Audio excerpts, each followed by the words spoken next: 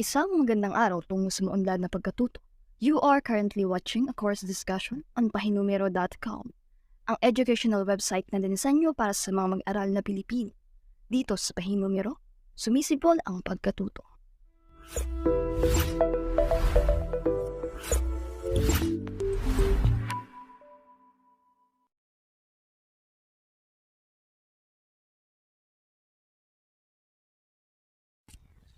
Lesson number 1, Functions as Models, presented by Isame Azan Gabriel. Para sa ating Phase 1, i-discuss muna natin ang learning objectives ng lesson na ito.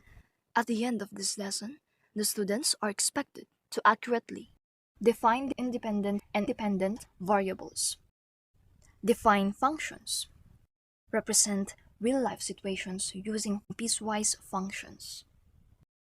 Para sa ating Phase 2, getting involved. Before we dive right into the discussion of the topic, subukan nating sagutan ang problem na nakapost sa ating screen. Pauline was paid a fixed rate of 300 pesos a day for working in a photo studio, and an additional 30 pesos for every editing job she made. How much will she earn for the 6 editing jobs she made for a day? Your time starts now.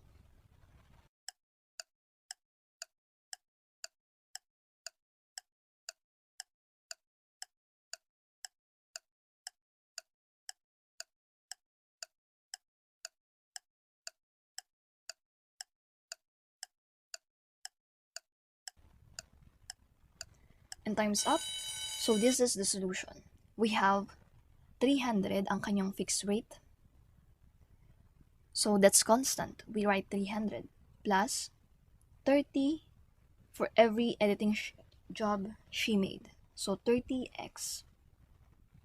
Since meron siyang nagawang 6 editing job, so i-compute natin kung magkano yung naging sweldo niya that particular day. So 300 plus 30 times 6 equals to 300 plus 180. 300 plus 180 equals to 480. This is our answer, 480. So for our phase number 3, acquiring knowledge, we'll begin the discussion. Napakaraming sitwasyon o problema mula sa iba't ibang konteksto o yung mas madalas nating tuwaging real-life situations ang maaari nating i-represent gamit ang mga mathematical models katulad ng functions. Ang paggamit ng function o functions as models ay gumagabay sa atin upang mas malinaw nating makita ang konsepto ng isang bagay, nang sa gayon ay mas malalim nating maunawaan ang sitwasyon o phenomena. And from there, nagkakaroon tayo ng ideas on how we are going to solve a certain issue and especially what methods or strategies we are going to apply or utilize. Malinaw sa ating lahat na may mga bagay o variables ang dependent sa iba pang bagay o iba pang variables. Halimbawa, ang savings ni Bia ay dependent sa kanyang income o hindi kaya naman sa kanyang gastusin. Kapag mas mataas ang kita ni Bia, maaaring mas malaki ang kanyang maimpok. Subalit, kapag naman mas mataas ang presyo ng bilihin o mas malaki ang sumatotal ng gastusin, mas maliit naman ang kanyang maiipon or savings. Paano natin i-define ang independent at dependent variables? Lagi nating tatandaan na may dalawang pangunahing uri ang variables sa function, the so-called independent and dependent variables. According to Zora Gilbert, independent variables represent function inputs, while dependent variables represent function outputs or outcomes. Sa makatuwid, ang value ng ating dependent variable ay nakadepende sa ating input or value ng independent variable. Dagdag pa ni Rebecca Bevans, upang maiwasan ang pagkalito, maaari nating isipin na ang cause o sanhi ay ang independent variable at ang effect o bunga naman ang dependent variable. We can basically examine the relationship between the independent and dependent variables. Kapag ba tumaas ang value ng ating independent variable, tataas rin ba o bababa ang value ng dependent variable? Isang magandang halimbawa, ang sigla ng bentahan ng produktong Pinoy ay nakadepende sa kung gaano karaming mamimili ang tumatangkilik dito. Kapag mas maraming sumusuporta sa mga produktong ito, malakas ang bentahan. Dito natin nakikita ang ating independent variable ay may direktang epekto sa ating dependent variable. Pag-usapan natin ang relationship ng mga variables. We have the directly proportional and inversely proportional. Halimbawa, when you buy more pens, it costs you more. Directly proportional. Pag tumaas ang isang variable natin, tumataas din ang isa pa nating variable. Kapag mas maraming pens, mas maraming nagagastos na pera. Number of students are more number of teachers are needed. Directly proportional. Kapag mas maraming estudyante, mas maraming guro din ang kailangan. Speed of the car increases. Time taken to reach destination decreases. Ito naman ang tinatawag nating inversely proportional. Dahil sa pagtaas ng isang variable natin, ang siya namang pagbaba ng value ng ating isa pang variable. Kapag mas mabilis ang takbo ng ating sasakyan, mas umiigsi na lamang ang oras na ating gugugulin para ma-reach natin ang ating destination. Number of people working increases. Time taken to finish work decreases. Inversely proportional pa rin ito. Dahil kapag mas maraming tao ang nagtatrabaho, syempre mas umiiksi na ang oras para matapos ang trabaho. Ang ating pangalawang objective sa lesson na ito, i-define ang function. Pag-usapan muna natin ng ordered pair. Ordered pairs are represented as input, output, or x, y. Relations and functions are the most important topics in algebra. Always remember that a function is a type of relation. Pahapyawan natin ang relation. When we say relation, it just shows the relationship between the input and the output, or relationship between the x variable and y variable. Simple as that. Let's say we have the domain, or set of values for x variables. That's domain. Let's say we have 2, 3, 4, 5. Then we have the range. Set of values for y variables. 4, 6, 8, 10. Alam natin na ito ay domain at itong mga to ay range. Now, we are clearly seeing on our screens that this set is mapped to this set. Ang value sa set na ito ay nagdodoble or multiplied by 2 pagdating dito sa set na ito. And that's exactly the concept of relation. It only describes or shows the relationship between our two given sets. And napatunayan natin na itong dalawang set na ito ay related to each other. As we said, these two are related to each other. But the question here, we define function as a relation which derives one output for each given input.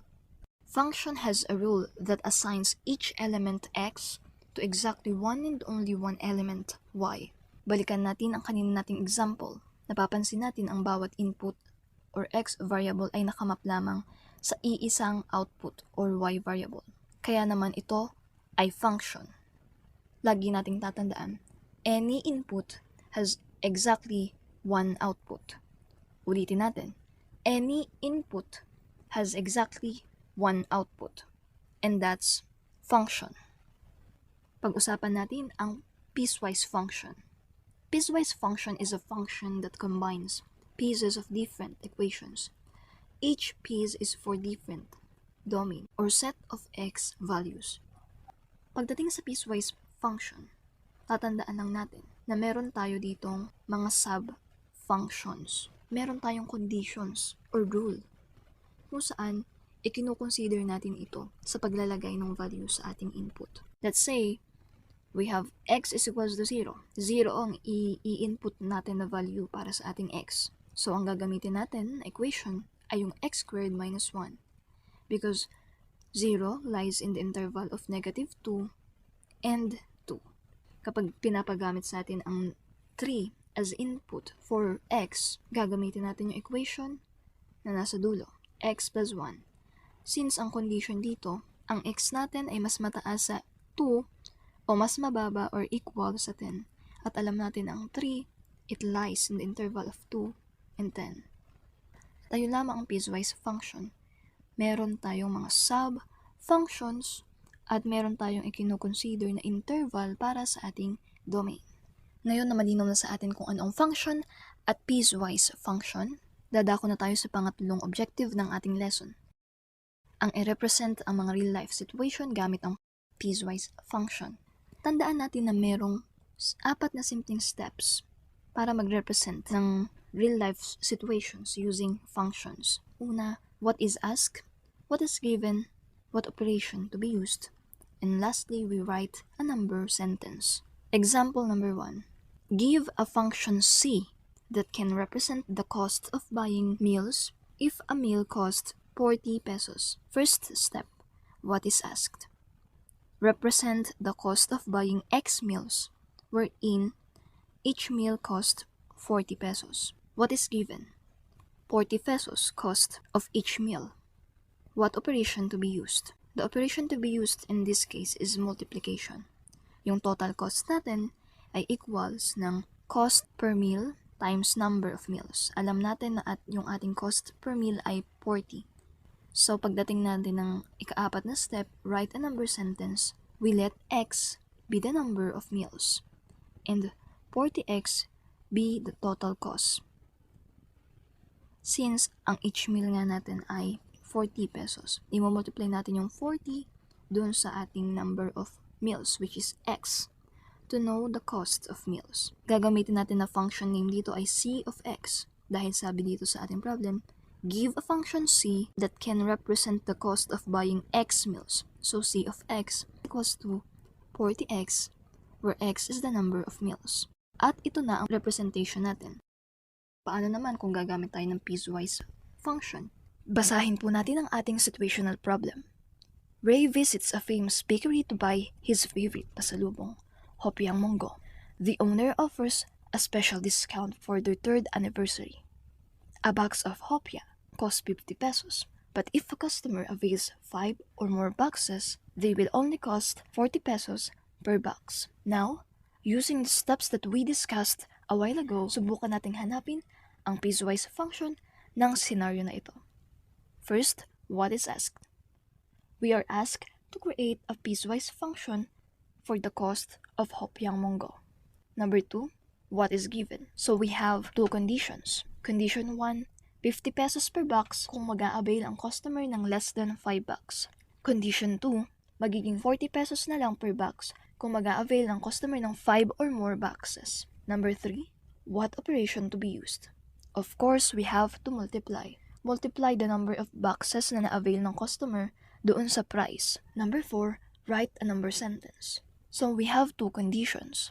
At yung two conditions na yun ang ating magiging sub-functions para sa ating piecewise function. We have condition 1, 50 pesos per box. If nag-avail ang customer ng 1 box, 2 boxes, 3 boxes, or 4 boxes. Sa makatuwid, we can represent this condition as f of x is equal to 50x, wherein x is less than 5. This is the representation for condition 1. How about the condition 2? 40 pesos per box if the customer avails 5 or more boxes. So we represent this as f of x is equal to 40x, wherein x is greater than or equal to 5.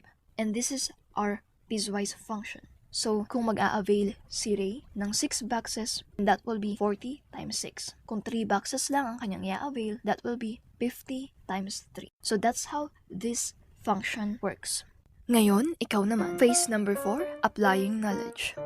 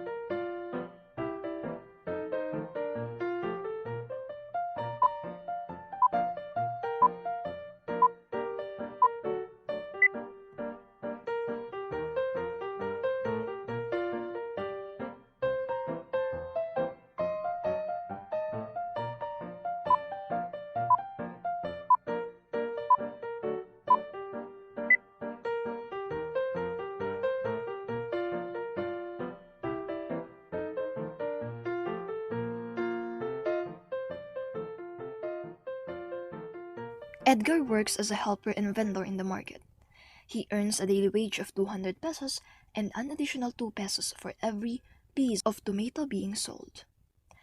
If X represents the number of sold tomatoes, write the function for his daily earning, E, as a function of the number of tomatoes sold, x. You are given 20 seconds to represent this problem using a function.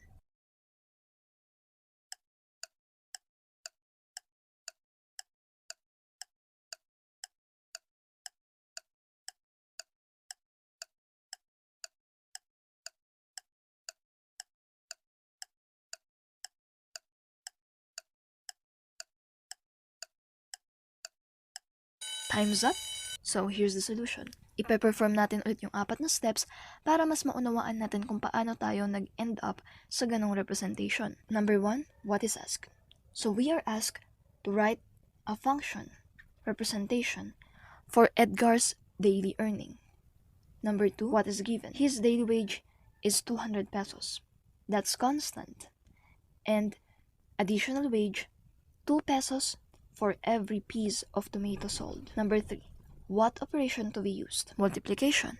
Number 4, write a number sentence. In this case, we let e of x be the function for his daily earning. E of x, since sabi sa ating problem, write the function for his daily earning e as a function of the number of tomatoes sold, x.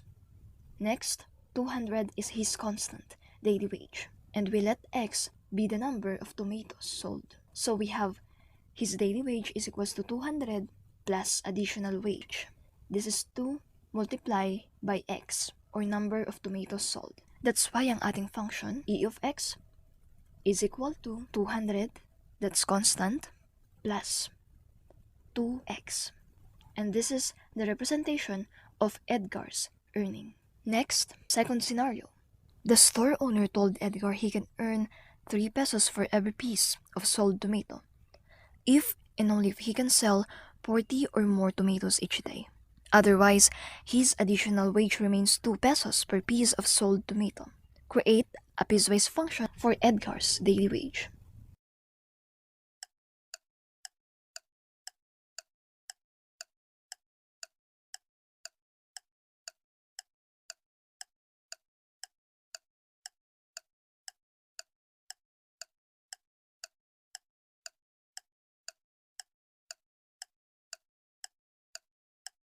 Time's up, so here's the solution. Nauunawaan natin ang sitwasyon sa wage ni Edgar ay may dalawang condition. The first condition is that yung 200 fixed rate niya plus 2x. Dos, per piece of tomato ang kanyang magiging komisyon if hindi siya makakabenta ng 40 or more tomatoes. So we can represent that as e of x is equal to 200 plus 2x, wherein x is less than 40. Sa condition number 2 naman, kapag nakabenta siya ng 40 or more tomatoes, ang kanyang magiging commission for sold tomato ay 3 pesos. That's why sa second condition ng ating function ay e of x equals to 200 plus 3x, wherein x is more than or equal to 40. And this is exactly the piecewise function for this situation. Kung makakabenta si Edgar ng 30 pieces of tomato, ang kanyang magiging sweldo, ito ang representation, 200 plus 2x, or 200 plus 2 times 30. Pag naman nakabenta si Edgar ng 50 pieces of tomatoes, ang magiging representation ng kanyang sweldo ay ito, 200 plus 3x, or 200 plus 3 times 50. The last phase in this discussion, important key points to remember. Una, tatandaan natin, independent variables represent function inputs, while dependent variables represent function outputs or outcomes. The value of a dependent variable depends on how the independent variable is manipulated. Secondly, relation only shows the relationship between two values, while a function is a relation wherein any input has exactly one output. Piecewise function is a function that combines pieces of different equations. Each piece is for different domain or set of x values. Steps in representing real-life situations using functions. What is asked? What is given? What operation to be used?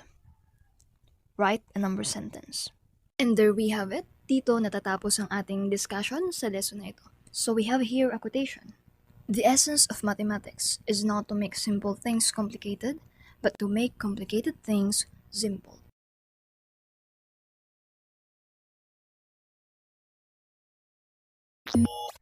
Isang malugod na pagbati at tatapos na nating talakayin ang aralin. You can use the available reading material posted below para ma-review ang ating lesson. And for your practice drills, hinihimo ka namin na sagutan ng activity na matatagpuan din mismo sa ibaba nitong video. Hasain ang iyong kakayahan, pagyamanin ang iyong natutunan sa paksang ito. Again, this is Isa May San Gabriel. Muli tayong magkita-kita sa susunod na course discussion. Dito sa Pahinumero, sumisibol ang pagkatuto.